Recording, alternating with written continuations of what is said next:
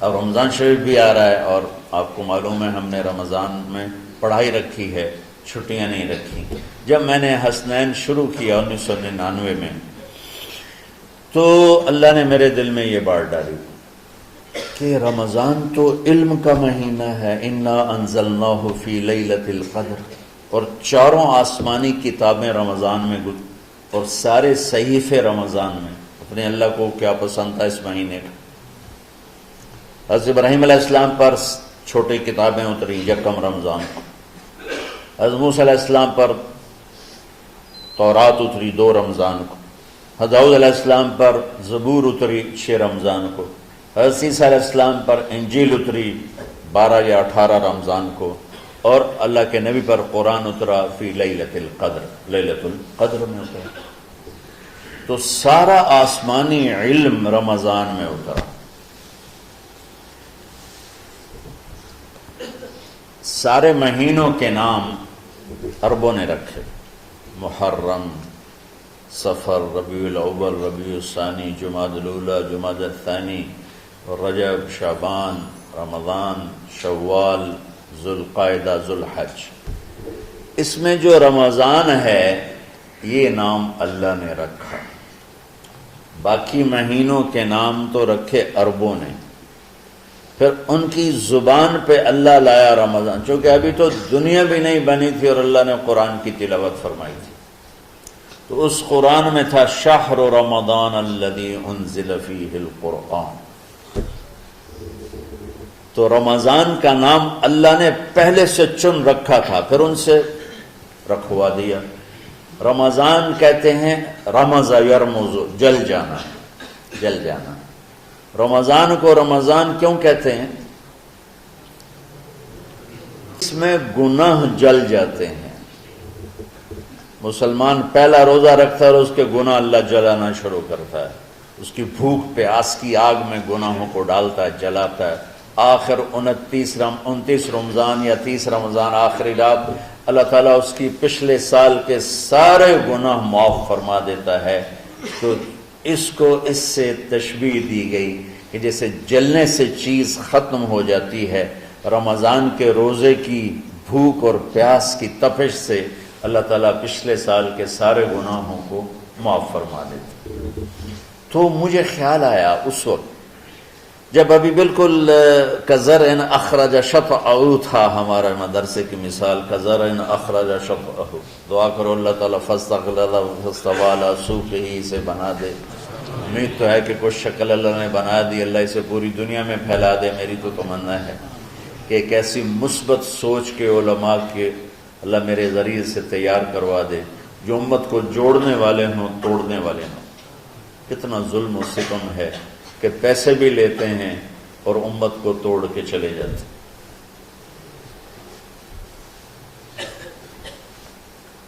میں نے ایک خطیب سے کہا تم یہ منفی تقریریں کیوں کرتے ہو، تم مثبت کیوں نہیں کرتے؟ تھوڑی چیزیں ہیں بتانے کے لیے لوگوں کو جس پر سارے مسائل، سچ بولو، کون سا مسئلہ کس کے خلاف کہے گا، محبت کرو، کس مسلک کے خلاف ہے یہ بات، ماں باپ کی خدمت کرو، رزق حلال کماؤ، شراب سے بچو، زنا سے بچو، جوے سے بچو، سود سے بچو، رشوت سے بچو، جھوٹ سے بچو، ظلم سے بچو، ماں باپ کے نافرمانی سے بچو۔ یہ کتنی باتیں ہیں جو امت کو بتانے کی ضرورت ہے۔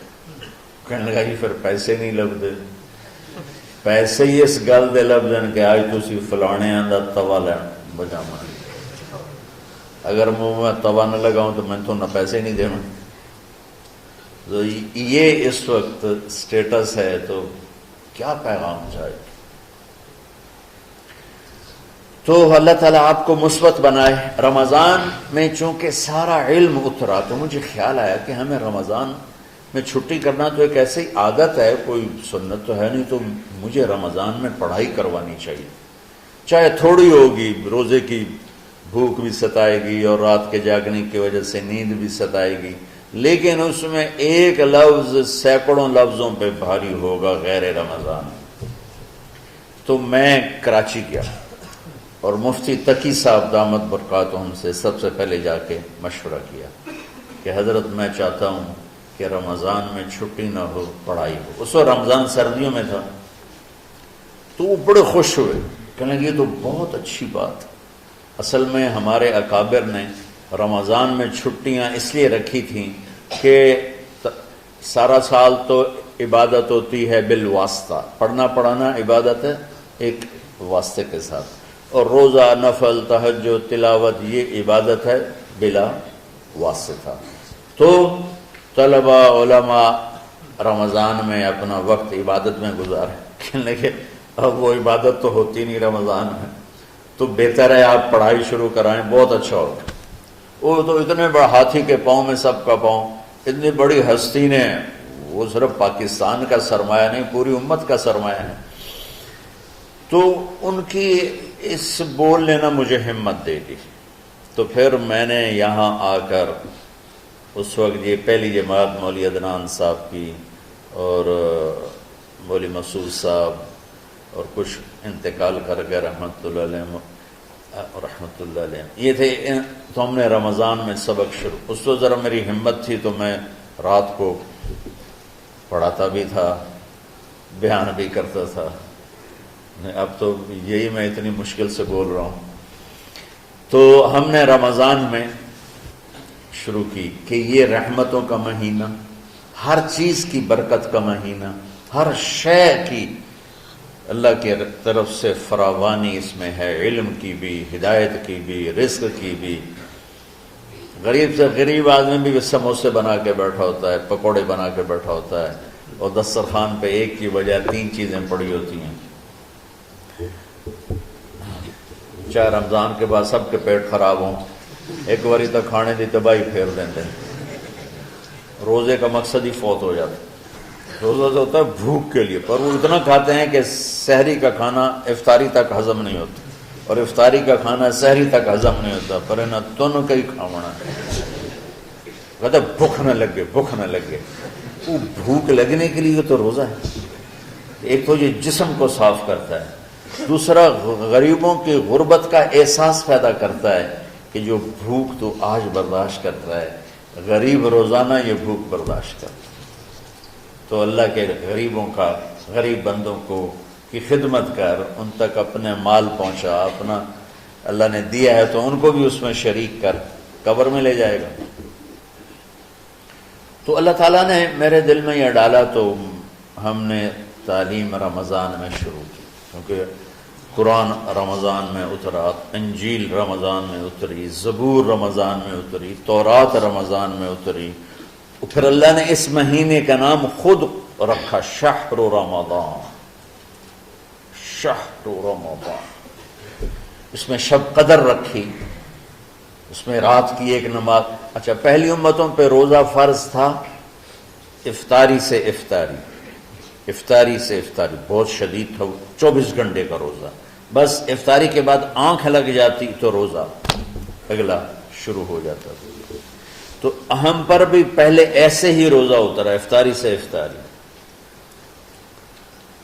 تو ابن سرمہ رضی اللہ تعالی عنہ اونٹ چرانے والے تھے. وہ شام کو لوٹے تو بیوی سے پوچھا کوئی افطاری کا سامان ہے؟ انہوں نے کہا ہے تو نہیں، میں کہیں سے لے آتی ہوں.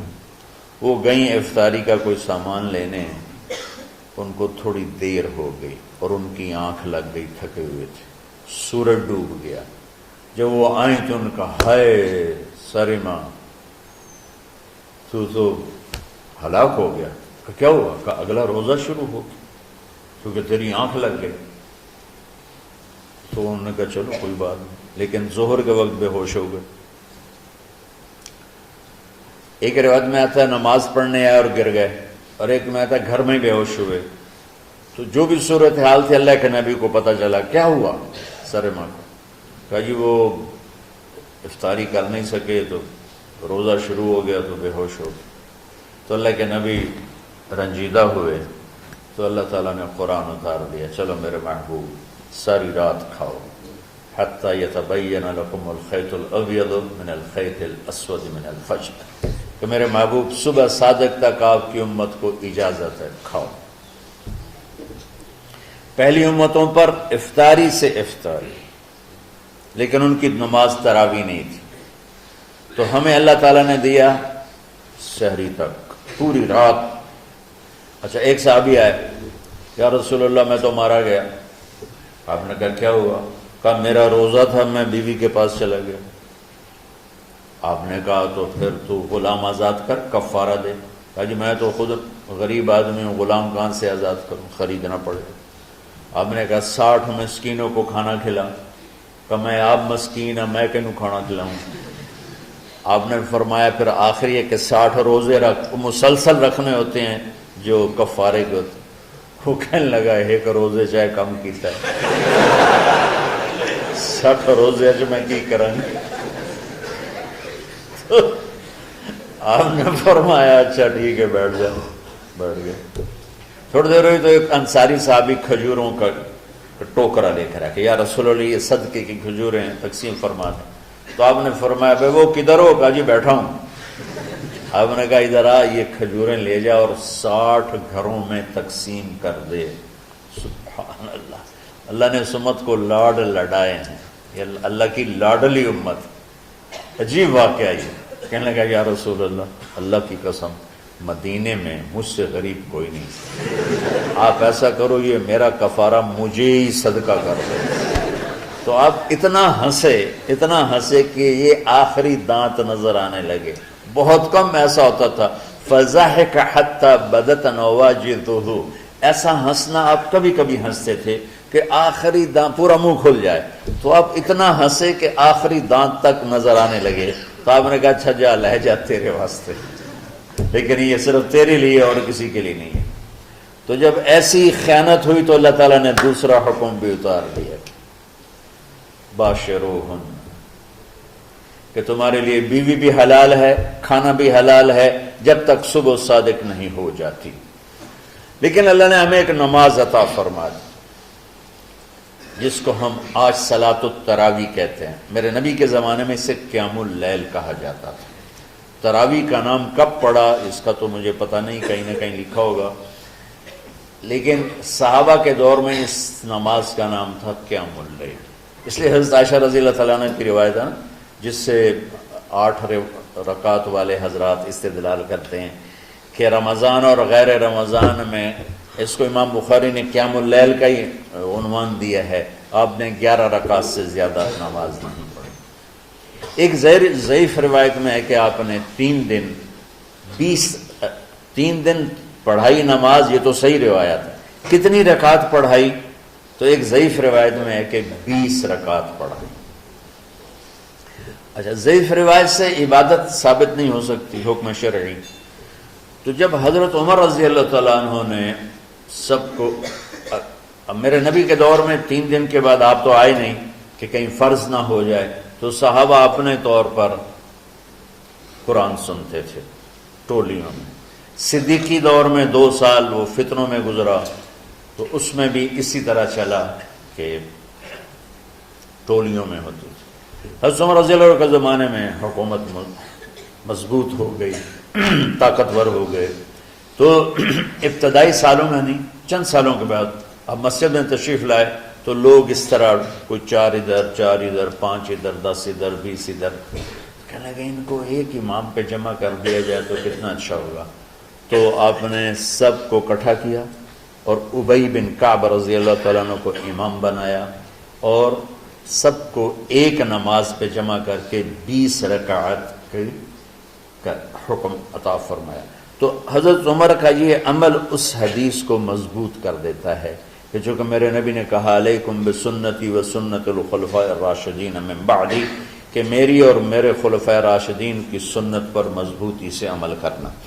تو حضرت عمر کا جو 20 رکعت طے کرنا ہے، اگر ان کا اپنا اجتہاد ہے تو بھی ہمارے لیے عمل کے لیے کافی ہے، اور اگر ان کو یہ یاد ہے کہ میرے نبی نے 20 پڑھی تھیں تو اور زیادہ اچھی بات ہے۔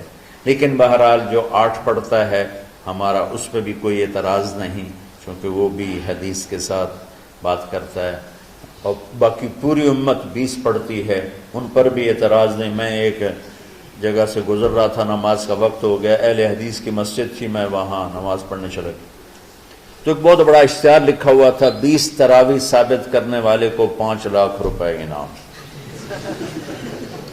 کس قدر بے وقوفی ہے، اور کس قدر احمقانہ یہ امت کی باتیں ہیں کہ 20 تراویح، سینکڑوں سال سے امت کا عمل 20 تراویح آ رہا ہے۔ تراویح کا نام جو پڑھا مجھے یوں لگتا ہے کہ اہل مکہ، یعنی اہل مکہ جو تھے نا، وہ 4 تراویح پڑھ کے ایک طواف کرتے تھے، تو وہ آرام کے لیے ہوتا، ترویحہ آرام، تھوڑی دیر کا آرام، تو 4 تراویح کے بعد ایک طواف کرتے تھے۔ وہ چھوٹا سا طواف 10 منٹ میں ختم ہو جاتا تھا، اور پھر 4 تراویح پڑھتے تھے، پھر طواف کرتے تھے، پھر 4 پڑھتے تھے، پھر طواف کرتے تھے۔ یہ صحابہ کے تھوڑے بعد کے دور کی بات۔ تو مدینے والوں کو پتہ چلا کہ مکے والے تو یہ کرتے ہیں، وہ کہنے لگے اساں کی کری، انہوں نے کہا اسی 40 تراویح پڑھا، 40 رکعت، وہ 40 رکعت پڑھتے تھے۔ تو نوافل میں کوئی سختی نہیں کہ بھائی 8 سے زیادہ نہیں پڑھنی، بدعت ہو جائے گی، اور 20 پڑھنا بدعت ہے، یہ سب جہالت کی بات ہے۔ اور یہ 8 پڑھ رہے ہیں یہ غلط ہے، یہ بھی حماقت کی بات ہے۔ جو صحیح حدیث سے دلیل پکڑ کے کوئی عمل کرتا ہو تو بھائیو اس سے بحث نہ کیا کرو، مناظرہ نہ کیا کرو، یہ بہت نادانی والی بات۔ اور امت کا خلق لاکھوں کروڑوں انسانوں کا ایک عمل پہ جمع ہونا، یہ بذات خود اس کی طاقت کی ایک دلیل۔ اور حرمین جب سے میرے رب نے، حضرت عمر نے 20 رکعت شروع کی، آج تک وہاں بھی ساری مساجد میں 8 رکعت تراویح ہوتی ہے، لیکن حرمین کی مسجد میں 20 رکعت، ادھر بھی ادھر بھی۔ اور یہ جو وہ وہاں ختم قرآن پہ دعا نہیں مانگی جاتی، یہ کس کا عمل ہے؟ حضرت عثمان نے اپنے دور خلافت میں تراویح پڑھانے والے سے کہا جب قرآن ختم کرو تو دعا کرنا۔ وہ کہنے لگے جی کیا دعا کروں؟ کہ جو تیرے دل میں آئے کرنا۔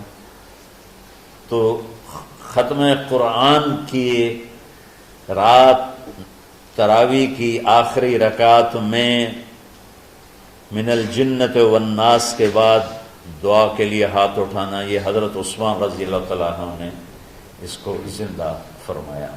اور امام دعا کرتا تھا 1 منٹ، 10 منٹ، 20 منٹ، جتنے بھی، اور پیچھے لوگ آمین کہتے تھے۔ وطر کی جماعت نہیں ہوتی تھی، وطر کو باجماعت حضرت مولا علی رضی اللہ تعالیٰ عنہ نے شروع کی کہ وطر کو بھی باجماعت پڑھا جائے۔ تو یہ ان کی سنت ہے کہ وطر کو باجماعت پڑھا گیا۔ تو اب یہ لہٰذا یہ سارے سنت جو کام ان خلفاء راشدین سے ہوا وہ بھی سنت ہے۔ تو اللہ نے ہمیں ایک عبادت دے دی کہ میرا قرآن پڑھو اور سنو۔ پہلی امتوں کو تراویح کیوں نہیں تھی یا قیام اللیل کیوں نہیں تھا؟ کہ ان کو اپنی کتاب یاد ہی نہیں ہوتی تھی، وہ اپنی کتاب کے حافظ نہیں ہوتے تھے، وہ اپنی کتاب یاد ہی نہیں کر سکتے تھے، صرف نبی کو یاد ہوتی تھی۔ اللہ نے ہمارے لیے کتنا آسان کر دیا کہ 7 سال کے یہ چھوٹے چھوٹے بچے قرآن یاد کر رہے ہیں، 70 سال کا بوڑھا قرآن یاد کر رہا ہے۔ یہیں یہ مولوی یوسف صاحب کا ساتھی تھا، یا پتہ نہیں ان سے پہلے تھا، سلمان، مولوی سلمان، آج کل امریکہ میں ہوتے ہیں، ہماری ایک شاخ چلا رہے ہیں۔ وہ شروع میں یہاں تھے، تو یہاں تراویح پڑھانے کے لیے ہمارے پاس حافظ کوئی نہیں تھا، وہ حافظ نہیں تھے، وہ صبح بیٹھ کے شام تک ایک سپارہ یاد کرتے اور رات عشاء کی نماز میں سنا دیتے، 30 دن میں قرآن یاد کر کے سنا دیتے۔ مطلب یہ سنی سنائی بات نہیں، ہمارے اسی حسنین، اسی ممبر اور محراب کی بات کہ یہیں اسی مسجد میں انہوں نے صبح سے مغرب تک یاد کرتے تھے اور پھر عشاء میں کھڑے ہو کے سنا دیتے تھے۔ پیچھے ہوتے تھے لقمہ کوئی دینے والا شاید، لیکن بہت خوبصورت پڑھ کے ایک دن میں یاد کر کے سنا دیا۔ اور ایک مجھے نام بھول گیا کہ 3 دن میں قرآن یاد کیا، 10 سپارے ایک دن میں یاد کیے، 10 دوسرے دن میں یاد کیے، 10 تیسرے دن میں یاد کیے۔ وَلَقَدْ يَسَّرْنَاهُ لِلذِّكْرِ وَلَقَدْ يَسَّرْنَا الْقُرْآنَ لِلذِّكْرِ فَهَلْ مِن مُدَّكِرٍ۔ تو اللہ تعالیٰ نے اس کو نصیحت کے لیے بھی آسان کیا ہے اور یاد کرنے کے لیے بھی آسان کیا ہے۔ کوئی کتاب پہلے یاد نہیں ہوتی تھی کسی کو، ماشاءاللہ تم میں کتنے حفاظ بیٹھے ہیں اللہ کے فضل سے۔ اور جب میں ذرا ہمت میں تھا تو میں 3 دن میں قرآن سنتا تھا تراویح میں، 10 سپارے ایک رات میں، 10 سپارے اس سے اگلی 10 اس سے، پھر ہفتہ ہو گیا، پھر 10 دن ہو گئے، پھر اب 15 دن ہو گئے، اب 20 دن بھی ہو جاتے ہیں۔ شروع میں 3 دن میں، اور یہی ہمارے مدرسے کے بچے جو مجھے سناتے تھے اور ماشاءاللہ کہیں نہیں اٹکتے تھے۔ ایک تو اسلام آباد میں ہوتا ہے اور ایک اب جنید ہے وہ امریکہ میں ہوتا ہے۔ تو اللہ تعالیٰ نے اس طرح، اور کراچی میں اشعار لگے ہوتے ہیں، 10 دن میں قرآن ختم، 1 ہفتے میں قرآن ختم، یہ وہاں اشتہار لگے ہوتے ہیں، بھائی آپ ہمارے پاس آ کے تراویح پڑھیں، ہم ہفتے میں قرآن ختم کر دیں، ٹھیک ہے۔ تو اللہ نے ہمیں رات کی نماز عطا فرمائی، اور چونکہ یہ ایک مشقت ہے تو میرے نبی نے کہا یہ رات کی نماز کے ہر سجدے پر 1500 نیکی لکھی جاتی، 1500 نیکی لکھی جاتی، اور اللہ تعالیٰ ہر سجدے پر جنت میں ایک محل بناتا ہے جس کے 60,000 سونے چاندی کے دروازے ہوتے ہیں، اور ایک درخت اس کے لیے لگاتا ہے جس کے نیچے 100 سال گھوڑا دوڑ سکتا ہے۔ تو رمضان کا اہتمام آپ رجب سے شروع فرما دیتے تھے۔ میرے نبی نے 9 رمضان دیکھے، 9 رمضان اپنی زندگی میں، 9 رمضان۔ 10ویں رمضان سے پہلے آپ اللہ کے پاس تشریف لے گئے۔ آپ کی زندگی میں روزے فرض ہونے سے آپ کی وفات تک 9 رمضان گزرے، اور میں قربان جاؤں اپنے نبی پر، اپنی امت پہ کیسی شفقت تھی۔ آپ سحری کھاتے تھے بالکل آخری وقت، ادھر بلال اذان دے رہا ہے اور ادھر آپ آخری لقمہ کھا رہے ہیں، اور ادھر سورج نیچے ہوا اور آپ کھجور منہ میں۔ ایک آدمی اوپر کھڑا ہوتا تھا مدینے میں تو وہ چھت پہ، گھر کی چھت پہ کھڑا ہوتا تھا، سفر میں ہے تو وہ کسی پہاڑی پہ کھڑا ہوتا تھا۔ جو ہی سورج کا کنارہ نیچے جاتا اب فوراً وہ کہتا یا رسول اللہ قد غربت، تو آپ کھجور منہ میں ڈال لیتے تھے، یا پانی، کبھی پانی سے افطار فرماتے تھے، کبھی کھجور سے افطار فرماتے تھے، کہ میری امت پہ بھوک کا وقت کم سے کم آئے۔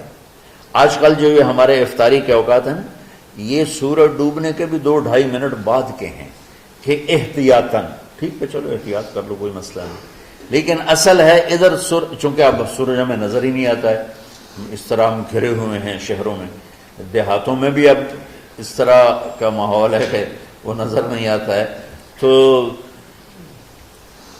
بہتر کہ ادھر سورج غائب ہو، ادھر لقمہ منہ میں جائے۔ لیکن یہ تب ہے جب آپ نظر آ رہا ہو۔ اب جب آپ یہاں بیٹھے ہو حسنین میں تو یہاں تو کوئی سورج نظر نہیں آئے گا، یہاں تو مینار ہی نظر آئے گا، تو لہٰذا احتیاط ٹھیک۔ ہمارے اہل حدیث بھائی وہ 2 منٹ پہلے ہم سے افطار کرتے ہیں، وہ بڑی اچھی بات ہے کہ سورج کے غروب ہونے کا جو اصل وقت ہے اس کے ساتھ ہی افطار کرنا۔ اور سحری میں ایک واقعہ سناتا ہوں، آپ سحری کھا رہے تھے، بکرے کی سری پکی ہوئی تھی، تو مولا علی رضی اللہ تعالیٰ عنہ اور رباز بن ساریہ رضی اللہ تعالیٰ عنہ آپ کے ساتھ کھانا کھا رہے تھے، تو حضرت بلال ہے، یا رسول اللہ وقت ختم ہو گیا ہے، میں اذان دینے جا رہا ہوں، آپ برائے مہربانی کھانا پینا بند کریں، اور یہ کہہ کر چلے گئے۔ چھت، ایک انصاری عورت تھی، اس کے گھر کی چھت پہ چڑھ کے اذان دیتے تھے، چڑھنے لگے تو پھر واپس آئے کہ دیکھوں اللہ کے نبی نے کھانا چھوڑ دیا یا نہیں، آ کے دیکھا تو وہ کھا رہے تھے، انہوں نے کہا یا رسول اللہ واللہ لقد اصبحت، یا رسول اللہ اللہ کی قسم سحری کا وقت ختم ہو گیا، صبح ہو گئی۔ تو آپ نے ہاتھ پیچھے کر لیا، کہہ رہے تیرا بھلا ہو بلال، ابھی وقت باقی تھا، تیرے قسم کھانے پر اللہ نے اس کو پہلے نکال دیا کہ تیری قسم کہیں جھوٹی نہ پڑ جائے۔ تو حضرت علی نے فرمایا کہ اگر بلال قسم نہ کھاتے تو جب تک میرے نبی کھاتے رہتے صبح صادق نہیں ہونی تھی، تو بالکل آخری وقت میں آپ کھاتے تھے تاکہ کم سے کم وقت امت پہ بھوک کا آئے۔ تو اللہ تعالیٰ آپ کے علم میں برکت دے۔ رمضان علم کا مہینہ ہے، سونے کا نہیں ہے، کھانے کا نہیں ہے، سموسے پکوڑے کا نہیں ہے، رمضان علم کا مہینہ۔ تو پھر بیچ میں گرمیاں آ گئیں تو بچے، آج کل کی جوانیاں ڈالڈا گھی کی ہیں، تو وہ ان کی ہمتیں ہی پست ہو گئیں، راتیں چھوٹی ہو گئیں، گرمی زیادہ ہو گئی، اور ادھر بجلی کی لوڈ شیڈنگ، تو طلبہ کی ہمتیں جواب دے گئیں۔ تو پھر ہم نے مجبور ہو کر رمضان میں چھٹیاں کر دیں۔ چلو ٹھیک ہے بھائی، باقی چھٹی کر۔ تو اب جب دوبارہ تھوڑا سا موسم ٹھنڈک کی طرف گیا اور رات کچھ تھوڑی لمبی ہونے لگی تو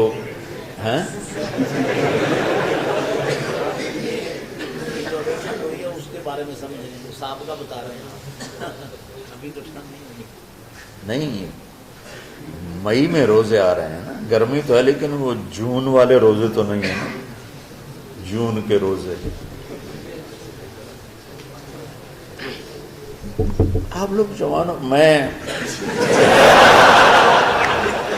میرے جیسا کوئی آدمی کرے عذر بہانا تو ٹھیک ہے۔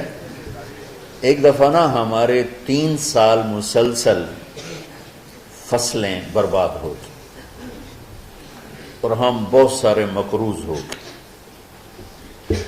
اور تقریباً 99% ذمہ داروں کے پاس پیسہ جمع نہیں ہوتا، تازہ ہی لگتا ہے، آتا جاتا ہے۔ جو بالکل بخیل ہوتے ہیں اور مہاشوم ہوتے ہیں وہ کوئی پیسے بچا لیں تو الگ بات ہے۔ تو خطرہ یہ ہوا کہ اب اگر فصل اچھی نہ ہوئی تو زمین بیچنی پڑے گی قرضہ اتارنے کے لیے۔ تو میں نا رائمنڈ سے بیمار ہو کے 4 مہینے کی چھٹی پر گھر آیا ہوا تھا۔ پہلی دفعہ مجھے 4 مہینے کی چھٹی ملی، یہ 86 کی بات۔ تو اوپر سے کپاس کی فصل کا موسم آ گیا، تو میں نے اپنے والد صاحب سے اجازت مانگی کہ اگر آپ اجازت دیں تو اس دفعہ میں کاشت کروا لوں۔ کہنے کہ کروا لوں۔ تو ادھر کپاس کی کاشت شروع ہوئی، ادھر روزے شروع ہو گئے۔ اب 15 ایکڑ کے پلاٹ تھے، تو ٹریکٹر چلتا تھا اور بیج پیچھے ڈرل ہوتی تھی، اس میں بیج ہوتا تھا، آگے پائپ ہوتا تھا، اس میں سے وہ گرتا تھا اور دانہ دانہ ہو کے وہ زمین میں اتر جاتا تھا۔ لیکن کبھی ایسا ہوتا تھا کہ چونکہ اس پر ریشے ہوتے ہیں بیج پر، تو وہ پورا ایک گچھا بیج کا پائپ میں آ جاتا تھا، تو وہ پائپ بند ہو جاتا تھا جب تک اس کو ہلا کے نیچے نہیں گرایا جاتا تھا۔ تو لہذا وہ پوری لائن بیج گرتا ہی نہیں تھا۔ تو اس کے لیے 2 آدمی ٹریکٹر کے ساتھ پیچھے دوڑتے تھے سوٹی لے کر، کہ جہاں وہ گچھا کٹھا ہوا انہوں نے ایسے زور سے سوٹی ماری، وہ گچھا کھل گیا۔ میرے ملازم روزے کے بغیر ہوتے تھے، میں روزہ رکھ کے 15 ایکڑ دوڑتا تھا جون میں، مئی میں، اور میں نوکروں پہ اعتبار نہیں کرتا تھا کیونکہ معاملہ تو بہت حساس ہو چکا تھا کہ یا ادھر یا ادھر ایسا سیزن آ رہا ہے۔ تو نوکر دوڑ رہے ہوتے تھے، لیکن میں اس خطرے سے کہ پتہ نہیں غفلت نہ کریں، میں چادر لے کر گیلی کر کے یوں سر پہ لپیٹ لیتا تھا اور گردن پہ لپیٹ کر 15 ایکڑ کے پلاٹ میں پیچھے نوکروں کے ساتھ دوڑ لگاتا تھا، اور سوٹی میرے بھی ہاتھ میں ہوتی تھی، میں اپنے لیے 3-4 لائنیں میں اپنے لیے طے کر لیتا تھا، اور ادھر ان کی وہ لائنوں کو بھی دیکھتا رہتا تھا کہ کہیں کوئی غفلت تو نہیں کر رہے۔ اور وہ کہتے میاں صاحب تسی کیویں ٹرے جاندے ہو؟ اچھا وہ ہر چکر کے بعد لسی پیتے ٹالی کے نیچے بیٹھ کے، اور میں 15 ایکڑ بھاگ کے روزے کے ساتھ ہوتا تھا۔ تو یہ آپ کی جوانی ہے۔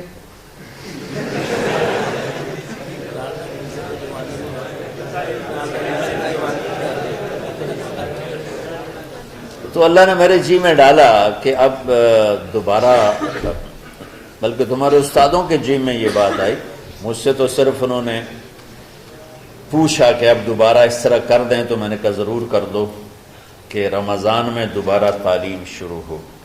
شب قدر اس میں ہے، اللہ کا عرش پہلے آسمانوں پر ہے، سارا دن ساری رات اللہ کے اعلان ہو رہے ہیں، کوئی بخشش چاہنے والا، کوئی معافی چاہنے والا، کوئی رزق چاہنے والا، کوئی ہدایت چاہنے والا، کوئی شفا چاہنے والا، اور فرشتوں کے اعلان ہو رہے ہیں، بھلائی کرنے والے آگے بڑھ، برائی کرنے والے بس کر دے۔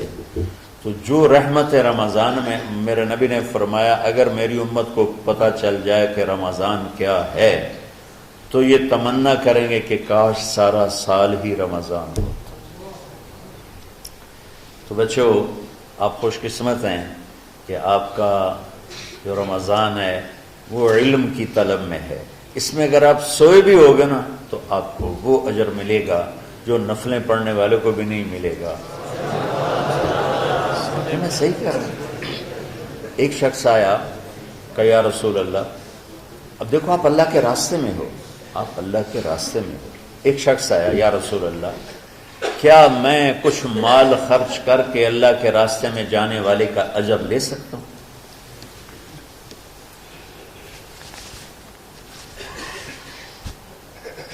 من خرج فی طلب العلم فہو فی سبیل اللہ۔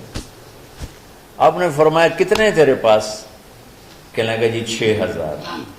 اس دور میں 6000 بہت بڑی دولت تھی۔ تو آپ نے اسے فرمایا کہ تو 6000 تو کچھ کہہ رہا ہے اور میں یہ کہہ رہا ہوں تو سارے بھی خرچ کر دے تو جو اللہ کے راستے میں سویا ہوا ہے اس کی نیند کے اجر کو بھی نہیں پا سکتے۔ تو آپ سب اللہ کے راستے میں، آپ طلب علم میں، میرے رب کی قسم آپ سوئے بھی ہوگے تو آپ کو وہ اجر مل رہا ہوگا جو مجھے گھر میں نفل پڑھنے پر بھی نہیں مل رہا ہوگا۔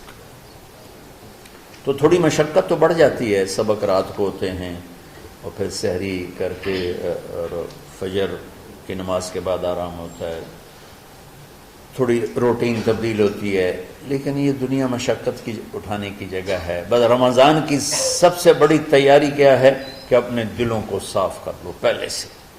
شعبان کی سب سے بڑی تیاری کیا ہے کہ اپنے دلوں کو صاف کر لو، کہ جس دل میں نفرت ہو، بغض ہو، کسی کے لیے غصہ ہو، کسی کے لیے کیا کیا جذبے ہوں، دل صاف کرنا۔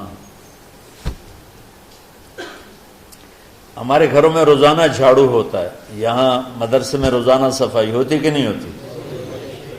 کیونکہ دنیا کی اصل گندگی ہے تو جھاڑو ہاتھ سے نہیں چھوٹ سکتا۔ حرم شریف میں دیکھا کیسے چاروں طرف خدام پھر رہے ہوتے ہیں برش لے کر۔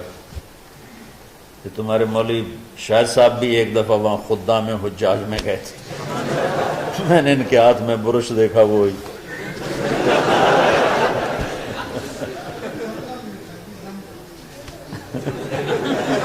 وہ حرم ہی ہے۔ کون سا سن تھا؟ 97۔ تو دل پہ غبار ایسے آتا ہے جیسے صحن میں غبار آتا ہے، دل پہ گندگی ایسے آتی ہے جیسے صحن میں آتی ہے۔ تو ہم نے نظام بنایا ہوا ہے، لوگ وہ کر رہے ہیں، وہ روزانہ جھاڑو دیتے ہیں۔ تمہارا دل ایک آنگن ہے، ایک صحن ہے، اس میں بغض، نفرت، حسد، پتہ نہیں کیا کیا گندگیاں آئیں گی اور آتی رہیں گی۔ بچوں ایک کام کرو، جھاڑو پکڑ لو، صاف کرو۔ یا اللہ معاملہ تجھ سے کرنا ہے، لوگوں سے نہیں۔ کسی نے برا کہا، کسی نے غیبت کی، کسی نے گالی دی، کسی نے دھکا دیا، کسی نے حق مارا، کسی نے کچھ کیا، یا اللہ تیرے سپرد، میں نے اپنے دل کو سب سے صاف کیا، میں نے اپنے دل کو سب سے صاف کیا۔ یہ اتنی بڑی عبادت ہے کہ بڑے بڑے نفلوں والے، تہجد والے، حج عمرے روزے والے تمہیں نہیں پکڑ سکیں، کیونکہ اس کا کرنے والا دنیا میں کوئی نہیں۔ نفل پڑھنے والے تو بے شمار ہیں، عمرے کرنے والے بے شمار ہیں، علماء بے شمار ہیں، حاجی بے شمار ہیں، سخاوت کرنے والے بے شمار ہیں، لیکن اس ٹکڑے کو صاف کرنے والا لاکھوں میں ایک بھی نہیں۔ مشکل کام، آپ یہ سیکھ لیں، صاف کرو، صاف کرو، صاف کرو۔ یہ رمضان کی سب سے بڑی تیاری اور علم کو حاصل کرنے کی سب سے بڑی چابی ہے کہ اپنے دل کو کھلا کر لو۔ کوئی چیز خالی ہوگی تو کچھ آئے گا۔ جس دل میں بغض بھرا ہو، نفرت بھری ہو، حسد بھرا ہو، کینہ بھرا ہو، اس میں خاک آئے، اس میں تو علم کی ایک کرن بھی نہیں آئے گی۔ اس زبان سے چاہے جتنے مرضی موتی بکھیرے، دل اس کا اندھا ہوگا۔ لا تعمل ابصار ولكن تعمل القلوب التي في الصدور۔ یہ آنکھوں سے اندھے نہیں، دل سے اندھے ہیں۔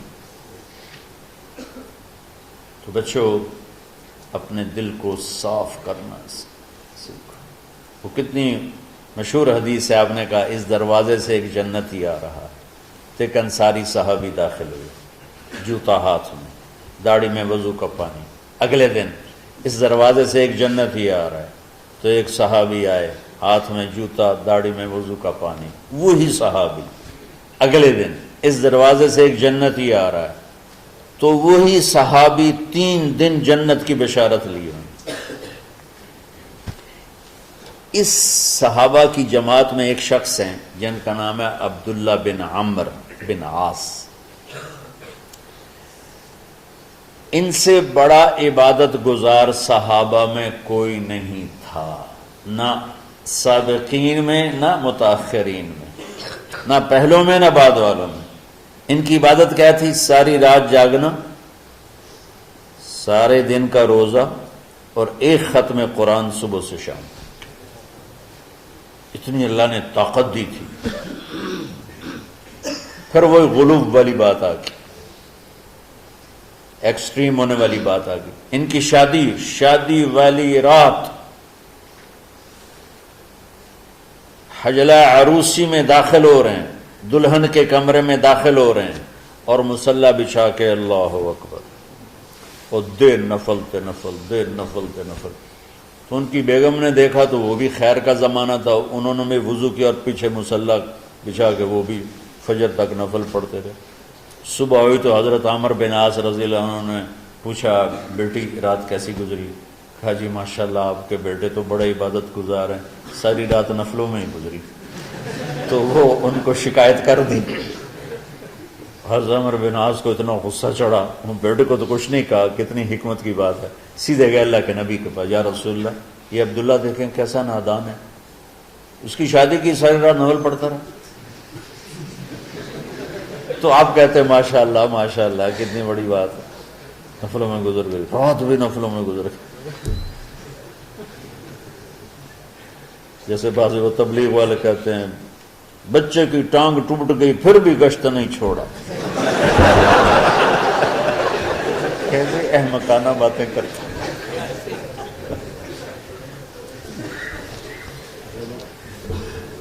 تو آپ نے حضرت عبداللہ بن عمر کو بلا کے ڈانٹا کہ تو نے مہینے میں 3 دن روزے رکھنے ہیں، بس نہیں رکھنے، اور ہفتے میں 1 قرآن ختم کرنا ہے۔ کہا یا رسول اللہ میرے اندر طاقت زیادہ ہے۔ پھر اچھا 15 دن روزے رکھنے، یعنی میرے اندر طاقت زیادہ ہے۔ آپ اس کو تھوڑا تھوڑا کر کے گھٹاتے رہے، اور وہ ہر دفعہ نہیں یا رسول اللہ میرے اندر طاقت زیادہ ہے۔ تو آخر میں آپ نے کہا اچھا چلو 100 میں داؤدی پہ آ جاؤ، 1 دن روزہ رکھو، 1 دن افطار کرو، اور 3 دن سے پہلے قرآن ختم نہیں کرنا۔ تو آپ نے اس کو پیچھے کیا۔ یہ بیٹھے تھے اس محفل میں، ان کے دل میں آیا کیا یہ بزرگ مجھ سے زیادہ عبادت کرتے؟ رات میں ساری جاگتا ہوں، دن روزہ رکھتا ہوں، ایک ختم کرتا ہوں، تو جنت کی بشارت تو مجھے ملنی چاہیے تھی، ان کو کیسے مل رہی؟ یہ کسی کتاب میں نہیں لکھا کہ یہ ان کا جذبہ تھا، لیکن جو کہ میں ان کی سیرت کو جانتا ہوں تو مجھے خیال آتا ہے کہ ان کی نفسیات میں یہ بات آئی ہوگی، چونکہ صرف انہی کو خیال آیا کہ میں جا کے دیکھتا ہوں کہ یہ بزرگ کیا کرتے ہیں۔ تو ان کے پاس پہنچ گئے، چاچا ذرا، وہ ادھیڑ عمر تھے، چاچا وہ میرے ابا تھوڑے ناراض ہیں تو کچھ دن آپ کے پاس گزار لوں کا، بیٹا بسم اللہ آ جاؤ۔ اب رات ہوتے ہی عشاء کی نماز پڑھ کے انہوں نے جلدی سے چادر اوپر لی اور یوں سراغ کر کے ان چاچے کو دیکھنے لگے ایسے کر کہ اب یہ کیا ساری رات سجدہ کرے گا اور ساری رات روتے روتے روتے روتے مصلی گیلا ہو جائے گا، یا ساری رات رکوع کرے گا، ساری رات قیام کرے گا، ساری رات قرآن پڑھے گا، اس تصور سے یوں دیکھ رہے۔ اور وہ بزرگ صحابی تشریف لائے، سرانے پہ سر رکھا، اللہم بسمک اموت و احیا، ہو گئے۔ اب یہ دیکھ رہے ہیں ابھی اٹھیں گے، ابھی اٹھیں گے، ابھی اٹھیں گے، فجر کی اذان پہ اٹھے۔ اب یہ تو حیران پریشان ہو گئے کہ یہ کیا؟ اس زمانے میں تو منافق تہجد نہیں چھوڑتے تھے ڈر کے مارے کہ پتہ نہ چل جائے ہمارے کفر کا، تو یہ چاچا جنت بھی لے گیا تو ستا بھی پیا کہ چلو کل دیکھوں گا۔ اگلی رات پھر چادر سر پہ کر کے اور یوں سوراخ کر کے لیٹے ہوئے اور دیکھ رہے۔ چاچا پھر تشریف لے اور سرانے پہ سر رکھا، اللہم بسمک اموت و احیا، ہو گئے۔ فجر کی اذان پہ اٹھے، یہ اور پریشان ہو گئے کہ میرا نبی کا فرمان تو سچا ہے، اس میں تو شک بھی کفر ہے، لیکن عمل کیا ہے جس پر اس کو جنت کی بشارت ملی؟ 2 رکعت نفل بھی نہیں۔ اور آج کے دور میں تم میں سے ماشاءاللہ اکثر بچے تہجد پڑھتے ہیں، کہ ایک رات اور دیکھوں گا، تیسری رات اللہم بسمک اموت و احیا، ساری رات۔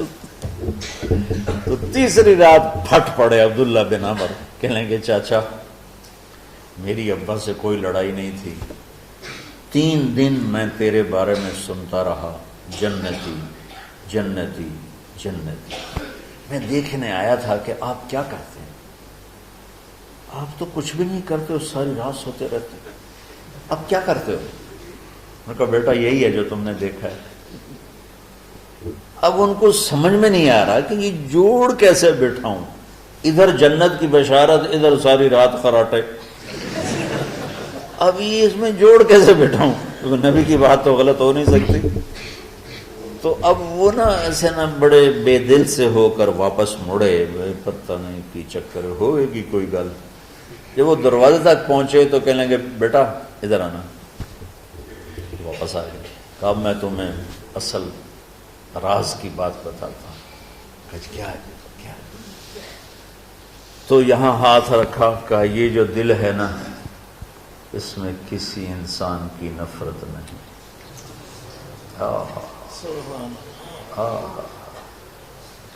اور جب اللہ کسی کو رزق دیتا ہے، عزت دیتا ہے، مجھے کبھی حسد نہیں ہوا، مجھے خوشی ہوتی۔ تو عبداللہ بن عمر نے کہنا تھا ہاں یہ بات ہے، نہیں، ان کو ہاذا ہوا، اچھل کے کہنے لگے ہاذا ہوا، ہاں ہاں ہاں ہاں یہی ہے یہی ہے یہی ہے۔ پھر کہنے کہ چاچا پر یہ میرے بس کا نہیں ہے، کون کرے گا یہ؟ اتنے بڑے آدمی ہو کر کہہ رہے ہیں کہ یہ میرے بس کا نہیں۔ تو بچوں، دنیا میں جنتی بننا ہے اور علم اللہ سے لینا ہے تو اسے صاف کر دو، سب کی نفرت سے۔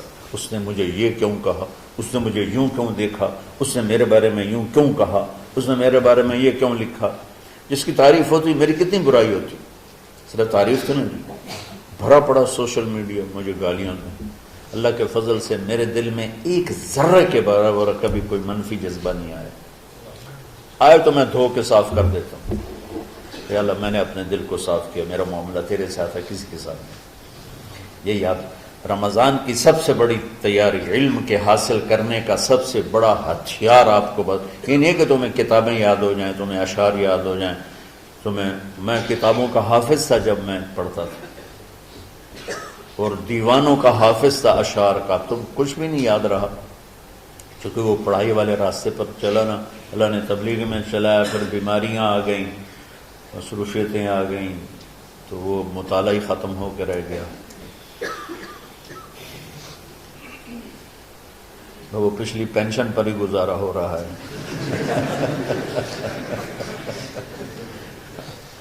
پڑھنے کی آج تمہاری برکت سے 2 گھنٹے ہو گئے، ورنہ میں ساری رات جاگا ہوں، نیند نہیں آئی، ساری رات 1 سیکنڈ نہیں سویا۔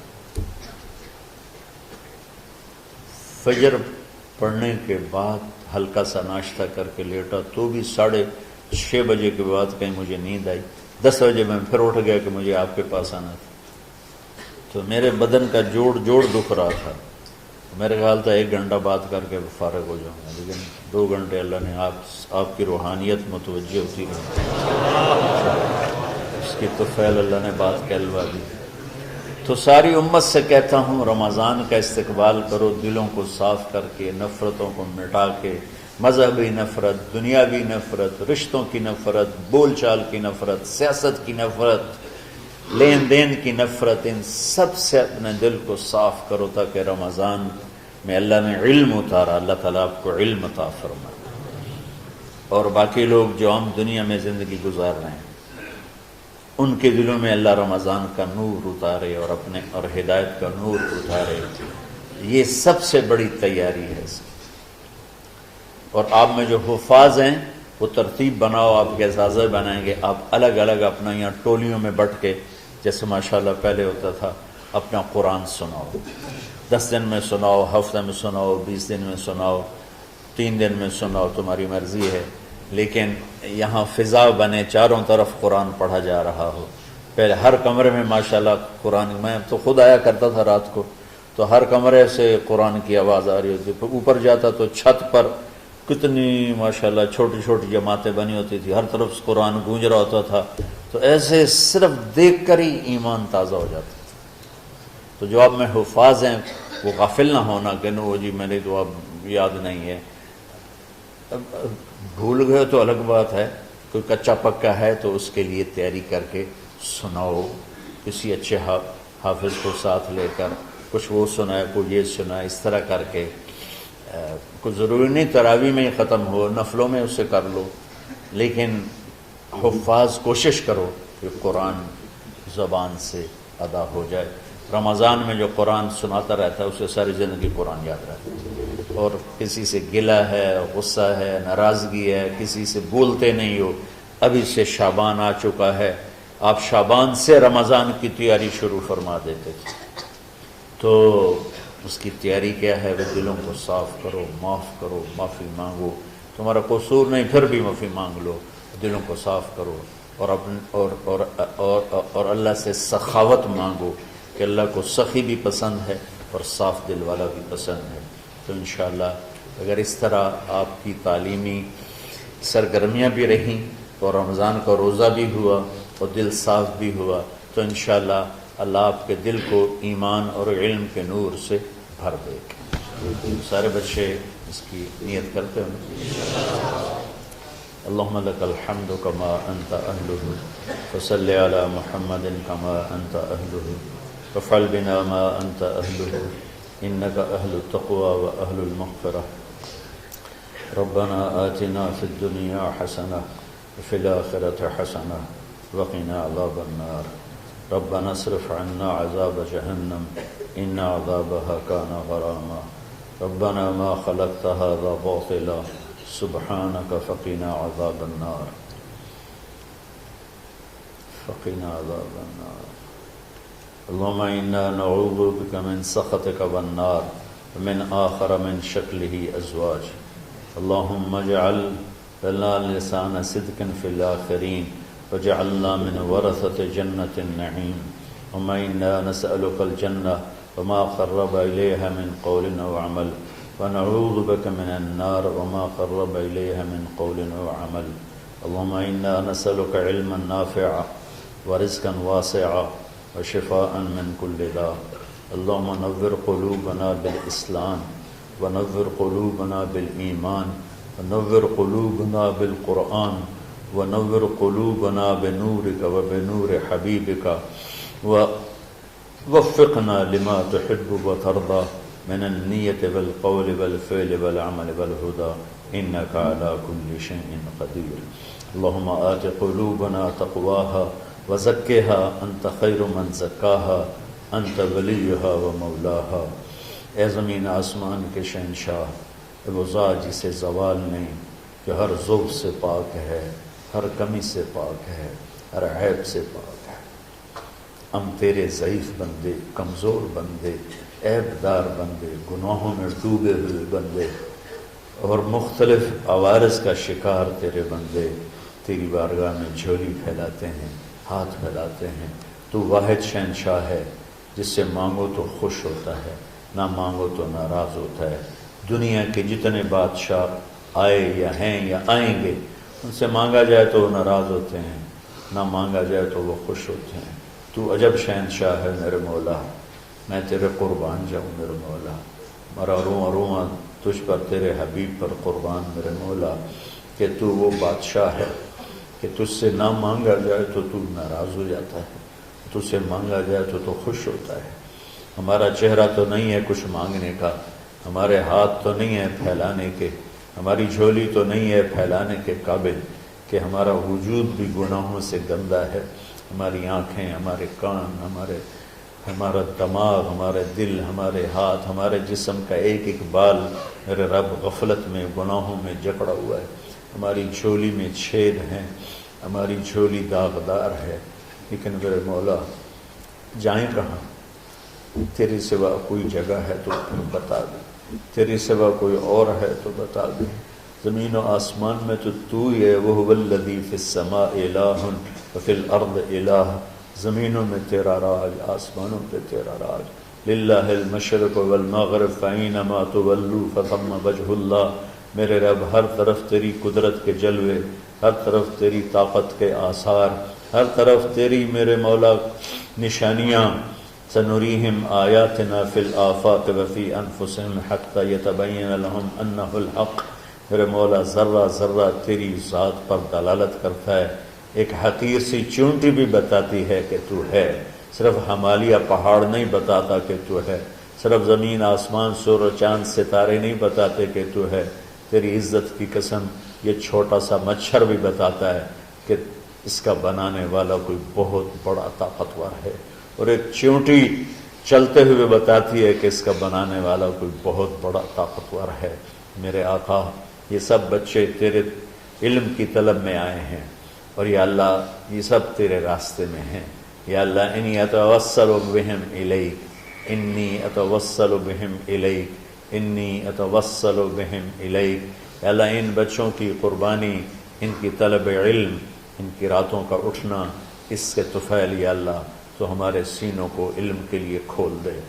مجھے بھی اپنے خزانوں سے علم عطا فرما، ان بچوں کو، ان کے استادوں کو علم عطا فرما، اور علم نافع عطا فرما، علم شر سے حفاظت فرما. انہیں پوری امت کے لیے ہدایت کا ذریعہ بنا، پوری انسانیت کے لیے ہدایت کا ذریعہ بنا میرے مولا. اور پوری امت کی حفاظت فرما، اور ہمارے دیس کی حفاظت فرما. یا اللہ یہ دیس دشمنوں میں گھرا ہوا ہے، چاروں طرف سے یلغار ہے، اندر بھی باہر بھی، اور تیرے سوا کوئی حفیظ نہیں. تو ہی ہے جس نے آگ کو ٹھنڈا کیا حضرت ابراہیم پر، اور موسیٰ کے لیے علیہ السلام کے لیے سمندر کو پھاڑا، اور مچھلی کے پیٹ میں اپنے بندے یونس کو بچایا، اور چھری کے نیچے سے تو نے اسماعیل کو بچایا. میرے مولا تیری قدرتوں کی انتہا نہیں. یہ دیس تیرے نام پہ بنا تھا، لا الہ الا اللہ پہ بنا تھا. بنانے والوں کا نعرہ کانوں میں گونجتا ہے اور کتابوں میں پڑھتے ہیں. پاکستان کا مطلب کیا؟ لا الہ الا اللہ. یا اللہ اس پورے زمانے میں 2 ریاستیں تیرے نام پہ بنی، ایک مدینہ کی ریاست اور ایک پاکستان کی ریاست. لیکن میرے مولا ہم نے تیری اس نعمت کو بہت گندا کر دیا، غلیظ کر دیا، ظلم سے بھر دیا، قتل سے بھر دیا، چوری سے بھر دیا، ڈاکے سے بھر دیا، جوئے شراب زنا سے بھر دیا، نہ سود سے بھر دیا، کھوٹ سے بھر دیا، بددیانتی سے بھر دیا، ماں باپ کی نافرمانی سے اسے گندا کر دیا، ظلم و ستم، گالی گلوچ سے، نمازیں چھوڑ کر، روزے چھوڑ کر، یا اللہ۔ لیکن اس کے باوجود وہ لوگ جنہوں نے اس کے لیے قربانیاں دی تھیں، اور 6 لاکھ انسان ذبح ہوئے تھے، وہ سارے مخلص تھے، ان کا خون تیرے نام پہ بہا تھا۔ ان کی طفیل میرے مولا اس ملک کی حفاظت فرما، اس کے حکمرانوں کی، اس کے تاجروں کی، اس کی فوج کی، اس کی پولیس کی، اس کے تمام سرکاری محکموں کی، اور تمام دنیاوی محکموں کی، اور تمام یا غیر سرکاری محکموں کی، اور بازاروں کی، اور کھیتوں کی، دیہاتوں کی، شہروں کی، چاروں صوبوں کی حفاظت فرما۔ یا اللہ اپنے خزانوں سے تو رزق کے دروازے کھول۔ ہمارا ملک پانی کی کمی کا شکار ہو رہا ہے، ہمیں وافر پانی عطا فرما۔ ہمارے اسباب و وسائل میں بہت کمی آ رہی میرے مولا، اپنی قدرت سے اپنے اس ملک کے لیے رزق کا، ہدایت کا دروازہ کشادہ فرما۔ یا اللہ جو اس کی دشمنی کرنے والے ہیں ان کو بھی ہدایت نصیب فرما، اور ان کے مقدر میں ہدایت نہیں تو ان کے شر سے اس کی حفاظت فرما۔ جتنے مدارس ہیں، جتنی خانقاہیں ہیں، جتنے تبلیغی مراکز ہیں، جتنے حفظ کے مکاتب ہیں، ان سب کی حفاظت فرما۔ علماء اہل حق کی حفاظت فرما، علماء اہل حق کی حفاظت فرما۔ یا اللہ صالحین کی حفاظت فرما۔ یا اللہ احفظنا من بین ایدینا ومن خلفنا وعن ایماننا وعن شمائلنا ومن فوقنا ونعوذ بعظمتك من ان نغتال من تحتنا۔ اللهم انا نعوذ بك من الاغتيال، اللهم انا نعوذ بك من ان نغتال من تحتنا۔ اللهم احفظنا من كل بلاء، اللهم احفظنا من كل شر ومن كل بلاء، وعافنا من كل شر ومن كل بلاء۔ یا اللہ تو پوری امت پہ کرم فرما، رحم فرما۔ یا اللہ پوری امت کا کہ خون کی، عزت کی، جان کی، مال کی، بچوں کی، بچیوں کی عزتوں کی حفاظت فرما۔ پوری دنیا کے کفر کو ہدایت دے دے، پوری دنیا کے غیر مسلموں کو ایمان دے دے، امریکہ والوں کو ہدایت دے دے، افریقہ والوں کو ہدایت دے دے، یورپ والوں کو ہدایت دے دے، ایشیا والوں کو ہدایت دے دے، آسٹریلیا والوں کو ہدایت دے دے۔ جو تجھے نہیں پہچانتے انہیں اپنی پہچان کرا دے، ہمیں تو ذریعہ بنا لے ان تک اپنا پیغام پہنچانے کا اور تیرا تعارف کروانے کا۔ تو ہماری زندگی اس کے لیے قبول فرما لے، ان بچوں کو قبول فرما لے، انہیں ہدایت کے چراغ بنا، ہدایت کے سورج بنا، ان کو، ان کے والدین کو دنیا اور آخرت کی ہر خیر نصیب فرما۔ ان پڑھانے والوں کو، اس میں کام کرنے والوں کو، دنیا و تمام شاخوں میں پڑھنے والے، پڑھانے والے، خدمت کرنے والے، کام کرنے والے، ان کے بچوں کی حفاظت فرما، ان کی دنیا بھی بھلی فرما، ان کی آخرت بھی بھلی فرما۔ اور یا اللہ امت کے جوڑنے کا کہ مدرسۃ الحسنین کو ذریعہ بنا دے، امت کو جوڑنے کا مدرسۃ الحسنین کو ذریعہ بنا دے۔ یا اللہ جو ایمان پہ تیری بارگاہ میں پہنچ گئے ان کے درجے بلند فرما، ان کی قبریں روشن فرما۔ ہم جو پیچھے آ رہے ہیں ہمیں عافیت والی، صحت والی، سہولت والی زندگی دے اور ایمان والی موت عطا فرما۔ یا اللہ امراض والی موت سے بچا، ہسپتالوں والی موت سے بچا، اغتیال والی موت سے بچا، عافیت سلامتی والی ایمان کے ساتھ، اپنی رضا کے ساتھ ہماری واپسی یا اللہ مقدر فرما۔ یا اللہ جو بیمار ہیں، جو بچے بیمار ہیں، جو اساتذہ بیمار ہیں، یا اللہ میں بھی تیرا حقیر فقیر بندہ بیماری میں چل رہا ہوں، ہم سب کو صحت شفا کامل نصیب فرما، صحت شفا کامل نصیب فرما۔ یا اللہ صحت شفا کامل نصیب فرما۔ یہ جو نکاح ہوا ہے ان میں بھی یا اللہ جان بین میں برکت نصیب فرما اور محبت نصیب فرما۔ یا اللہ ہم سب سے راضی ہو جا۔ توفنا مسلمین والحقنا بالصالحین غیر خزایا ولا مفتونین انک علی کل شیء قدیر۔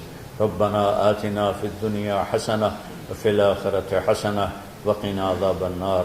وصلی اللہ تعالی النبی الکریم آمین برحمتک یا